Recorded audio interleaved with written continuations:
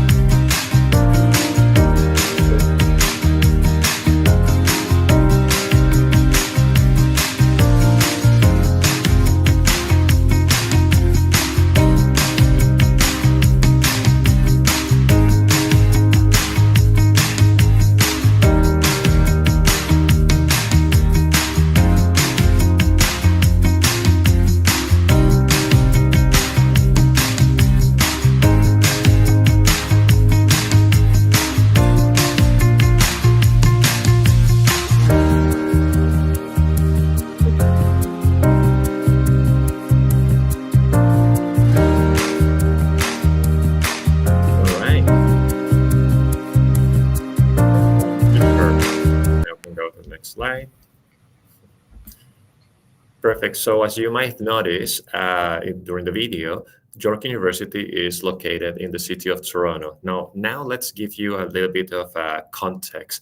When it comes to referring to the city of Toronto, we actually look at what is known as the Greater Toronto Area. There are many small cities amalgamated to one another, and that's create this big economical area. In fact, when you travel to Toronto, you land in the International Pearson Airport, and that is located in a city called Mississauga. You are not even in Toronto, technically speaking, but it's part of this GTA. So York is a city on itself, and it is part of the GTA. So one of the aspects that we would like to share with you, and it's one of the things that I was looking myself back in the days when I was going to Canada as a student, is to learn about whether the city is safe, whether this is diverse, if I am going to have fun, if I'm going to enjoy my time there. And you can see from these statistics, for example, that more than half of the people that live in Toronto was born outside of Canada. This is the most diverse city in Canada and one of the most diverse cities in the world. You can see as well that there are over 200 languages spoken in the city. If you walk any sidewalk in Toronto, you will see the diversity, and also many, many, many restaurants from different places in the world. It's considered one of the safest cities, largest cities in North America, and it's also considered one of the top preferred cities for students to go and pursue their programs. Next slide, please. Right. So you also saw or watched during the video that we have three core campuses in Toronto. One is located in Glendon. This is a bilingual campus.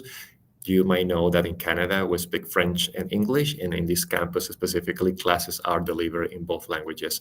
Then we have Kiel campus, which is the main campus. Most of the video that you just watched was from there.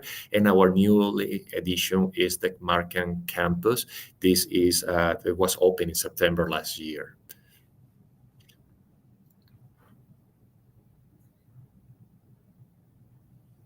So here you have an aerial view of what I will say is just a third of what the main campus looks like. If you look at maybe the top left corner, you might see over there the School of Continuing Studies, and then everything that you see in that picture, most of it from the houses complex behind the brown buildings, almost in the middle, belongs to the university. But now, if you click the next slide, you will be able to see the larger view of what the campus looks like.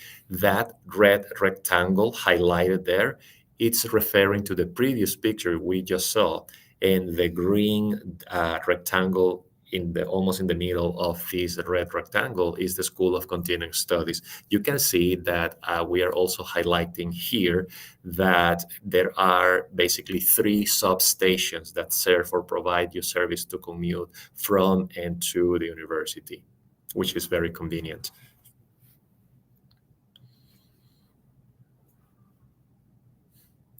Now let's dive into what the School of Continuing is and the programs we offer and how you will be able to apply if you wish to many of our programs.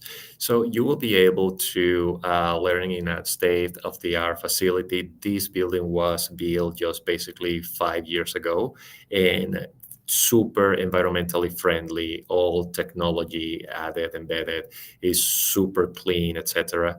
And you will be able to be part of our community by taking your classes right there. And walking from that building to the main substation, the York University substation, depending on how fast you walk, will take you anything from 5 to 3 minutes. So super convenient.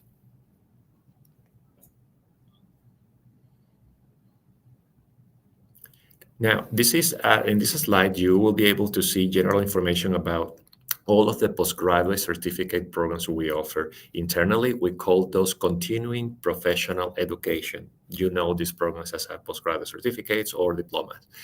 In this case, we have 6 programs, 7 basically, and you see we start with the content and digital marketing. We had also 4 programs based or related to IT technologies, and then we have cloud operations, cybersecurity operations, offensive cybersecurity, digital construction management, which is one of our new programs. We have the advanced postgraduate certificate in cybersecurity operations and ethical hacking. This is also a new addition and is our first and only 2-year program. The rest of the program are just 1 year long. And finally, we have the clinical trials, which is one of our new programs, and it relates to health related professions. You can also, if you wish, scan that QR code and you will find more information about the programs directly from our website. Now, there are several aspects and reasons why to choose the School of Continuing Studies in our program. We cover most of them by the video and all of these accolade and different statistics about the prestige and the reputation of the institution. But the other thing that you will also learn from this slide is how competitive in terms of the tuition and affordable our programs are. You can see they start as low as 15,400 Canadian dollars, and they go up to 36,000 Canadian dollars for the 2-year program. Most of our 1-year program ranges between 15,000 and almost 19,000 Canadian dollars.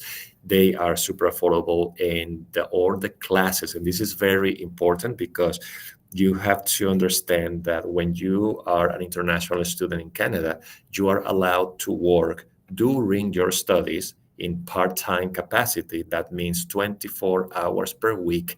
And then once you graduate, you can also opt to working after you complete your program. But in this case, the importance of why this information is valid is because many times when students are trying to find jobs and you don't have a fixed schedule, the employer won't necessarily hire you because you won't be reliable in terms of your available time. So here at the School of Continuing Studies, all of our classes are typically delivered 4 days a week, and you will have the classes either during the evening or during the day.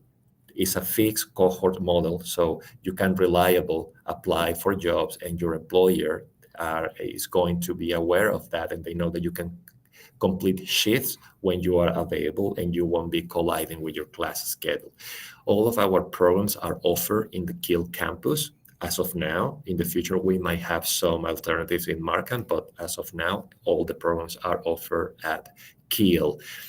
One other aspect from our program is that they are very updated and are developed in consultation with industry experts. And you will see, and I'll give you some examples when we cover the IT related programs. So remember that when we get to that